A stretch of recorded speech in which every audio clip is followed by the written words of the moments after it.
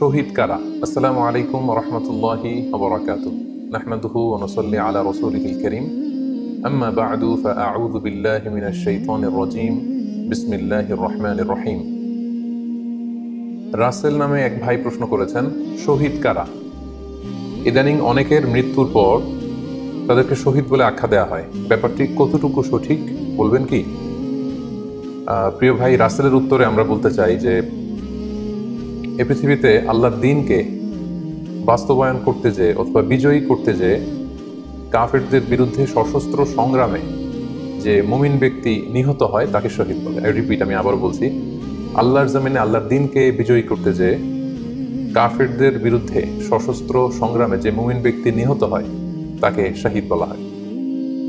সহিহ বুখারীর বর্ণনায় এসছে যে সাহাবারা আল্লাহ রাসূল সাল্লাল্লাহু আলাইহি সাল্লামকে জিজ্ঞেস করেছিলেন যে, হে আল্লাহর রাসূল, কারা আল্লাহর রাস্তায় জিহাদ করছে, এটা আমরা কিভাবে বুঝবো?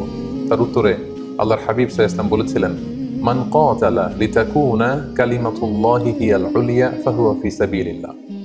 যে ব্যক্তি আল্লাহর দ্বীনকে, আল্লাহর বিধানকে কিংবা আল্লাহর আইনকে বাস্তবায়নের জন্য, আল্লাহর দ্বীনকে বিজয়ের জন্য যে সংগ্রাম করে যাচ্ছে, সেই আল্লাহর রাস্তায় আছে। আর সে আল্লাহর রাস্তায় থাকা অবস্থায় যদি কেউ মৃত্যুবরণ করে বা নিহত হয়, তাকে ইসলাম শহীদ বলে ঘোষণা করেছে।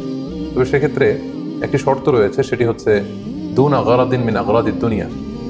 দুনিয়ার কোনো কারণে, দুনিয়ার কোনো লোভে পড়ে, দুনিয়ার কোনো স্বার্থের জন্য যদি কেউ আল্লাহ রাস্তায় জিহাদ করে মৃত্যুবরণও করে, সেই শহীদের কোনো মর্যাদা বাদাম আল্লাহ তাআলার কাছে নেই। কারণ আমরা হাদিস থেকে জেনেছি অনেক শহীদ কিয়ামতের ময়দানে আল্লাহ তাআলা তাদেরকে জাহান্নামে ফেলে দিবেন।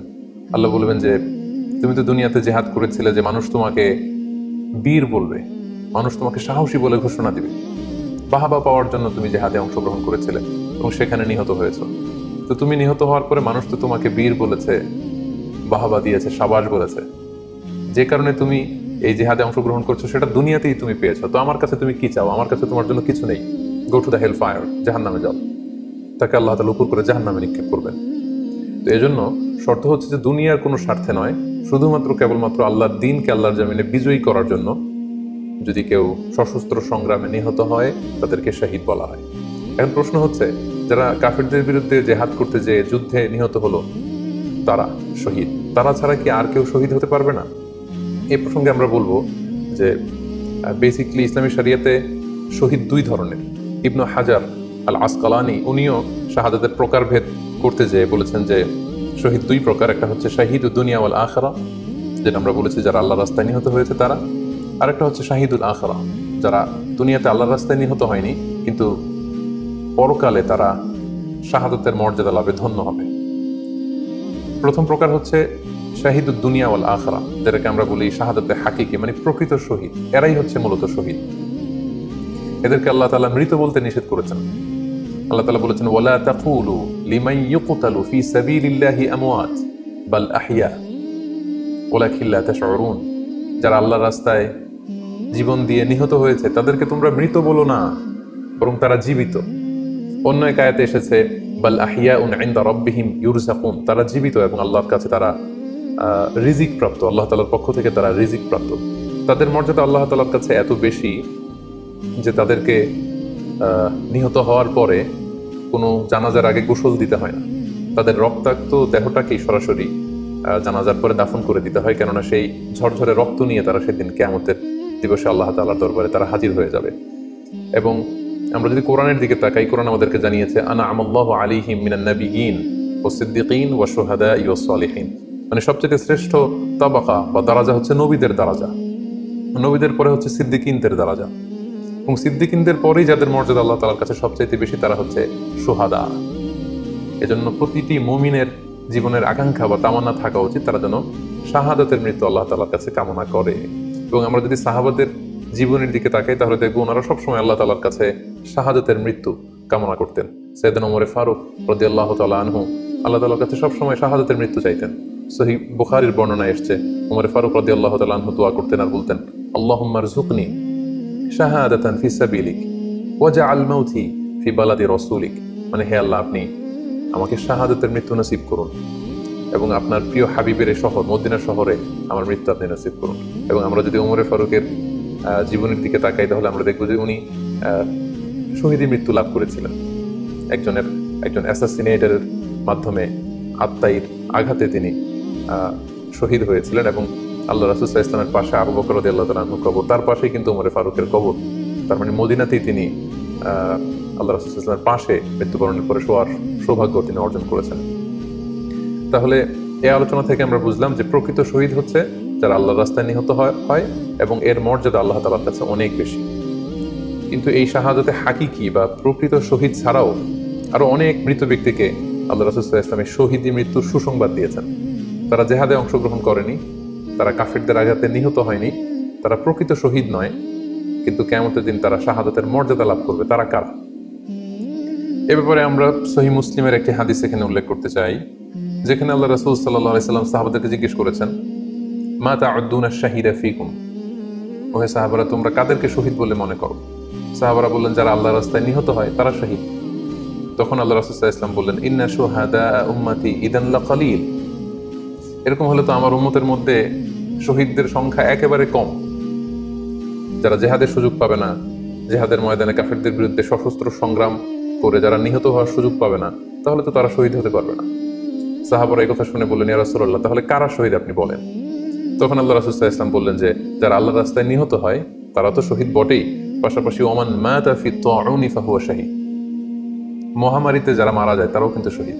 প্লেগ রোগে বা মহামারীতে, এই যে করোনা ভাইরাসের সময় যারা ঈমানের সাথে ইন্তেকাল করেছে তাদেরকেও আল্লাহ তাআলা শাহাদাতের মর্যাদা দান করবেন।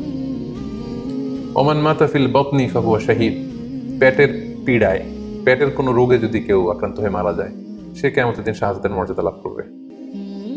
ওয়াল গরিকু শাহীদ, পানিতে ডুবে যদি কেউ মারা যায় সেও শাহীদ। এভাবে অন্যান্য আরো অনেক হাদিসে, কোনো হাদিসে 5 জন, কোনো হাদিসে 7 জন, কোনো হাদিসে আরো বেশি, এভাবে আরো অনেক ব্যক্তিকে আল্লাহ রাসূল সাল্লাল্লাহু আলাইহি ওয়াসাল্লাম শাহাদাতের মর্যাদা লাভে তারা কিয়ামতের দিন ধন্য হবে এই মর্মে তিনি আমাদেরকে জানিয়েছেন। সুনানে নাসাইর একটি বর্ণনা থেকে আমরা জানতে পারি আল্লাহ হাবিব সাল্লাল্লাহু আলাইহি ওয়াসাল্লাম বলেছেন, মান কুতিলা দুনা মাযলামাতিহি ফাহুয়া শাহীদ, অন্যায়ভাবে যদি কাউকে হত্যা করা হয়, হি ইজ ডিফেন্ডিং ইনজাস্টিস, অন্যায় প্রতিরোধে সে মারা গিয়েছে, এরকম মৃত্যুকেও তিনি শাহাদাতের মৃত্যু বলে ঘোষণা করেছেন। সুনানে তিরমিজির আরেকটি বর্ণনায় আল্লাহ রাসূল সাল্লাল্লাহু আলাইহি ওয়াসাল্লাম আরো কিছু ব্যক্তিকে শহীদ বলে ঘোষণা করেছেন। যেমন তিনি বলেছেন, মান কুতিলা দুনা দীনিহি ফাহুয়া শাহীদ, কেউ তার দ্বীনকে হেফাজত করতে যেয়ে যদি মৃত্যুবরণ করে সে শহীদ। ওমান কুতিলা দুনা দামিহি ফাহুয়া শাহীদ, নিজের রক্ত বাঁচাতে যেয়ে যদি কেউ মৃত্যুবরণ করে শহীদ। তার সম্পদ বাঁচাতে যেয়ে যদি মৃত্যুবরণ করে সে শহীদ। তার ফ্যামিলিকে সেভ করতে যেয়ে কেউ যদি মৃত্যুবরণ করে সেও শহীদ। তার সম্মান, ইজ্জত, তার স্ট্যাটাসকে বাঁচাতে যেয়ে যদি কেউ মৃত্যুবরণ করে সেও শহীদ।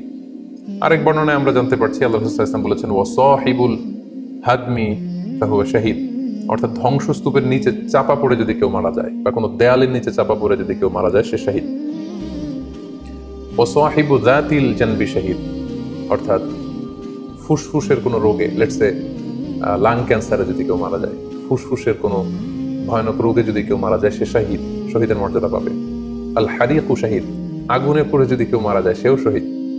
ওয়াল মারআতু তামুতু বিজুমইন শাহীদ, বাচ্চা পেটে ধারণ করেছে, অর্থাৎ গর্ভবতী মা যদি এই প্রেগন্যান্সির কারণে কিংবা বেবি ডেলিভারি করতে যেয়ে যদি মারা যায় সেও কিন্তু শহীদদের কাতারে দাঁড়াবে।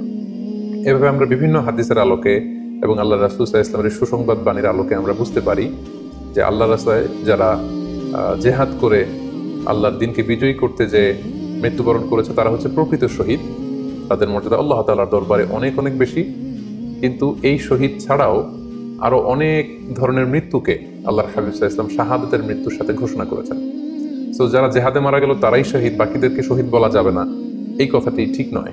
বরং আল্লাহ রাসূল সাল্লাল্লাহু আলাইহি ওয়াসাল্লাম নিজেই চেয়েছেন, তিনি বলেছেন যে তোমরা যদি শুধু এই এক শ্রেণীকে শহীদ বলো তাহলে তো আমার উম্মতের মধ্যে শহীদের সংখ্যা একেবারে কম। আর আমি চাই আমার উম্মতের মধ্যে থেকে অনেক সংখ্যক লোক এই শাহাদাতের দরজা, এই মর্তবা, এই মর্যাদা লাভ করে ধন্য হোক।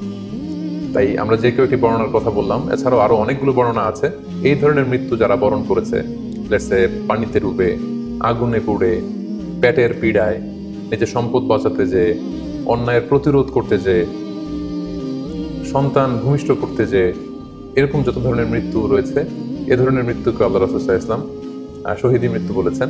এবং কিয়ামত দিবসে এই সমস্ত লোকেরাও তারা শাহাদাতের মর্যাদা লাভে ধন্য হবে ইনশাআল্লাহ।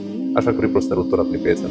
আল্লাহ তাআলা আমাদের সবাইকে সঠিকভাবে ইসলাম জানার, বুঝার এবং সে অনুযায়ী মানার তৌফিক দান করুক। হাযা মা ইনদি ওয়াল ইলমু ইনদাল্লাহ আলাইহি তাওয়াক্কালতু ওয়া ইলাইহি উনীব।